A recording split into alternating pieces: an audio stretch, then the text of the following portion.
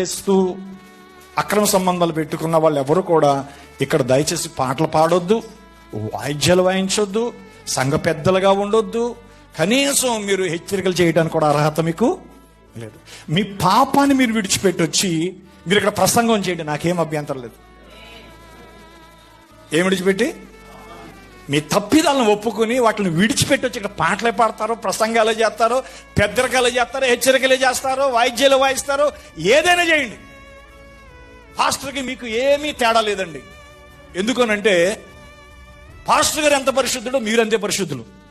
Pastor గారికి ఎంత అధికారం ఉందో మీకు కూడా అంతే అధికారం ఉంది. ఎప్పుడు? మన వాక్యానుసారంగా ఉన్నప్పుడు. హల్లెలూయా. కాబట్టి నేను ప్రేమతో చెప్తున్నాను, మీరు సిగరెట్లు కాలుస్తూ, త్రాగుడు తాగుతూ, వ్యభిచారం చేస్తూ, అక్రమ సంబంధాలు పెట్టుకుని అక్రమ జీవితాలు జీవిస్తూ మీరు దేవుని మందిరంలో ప్రార్థన కూడా పులిపిడి దగ్గరికి వచ్చేయొద్దు. అందరికి అర్థమైంది అనుకుంటున్నాను. ఆమేన్ చెప్పండి. ఇష్టానుసారంగా బ్రతుకుతూ,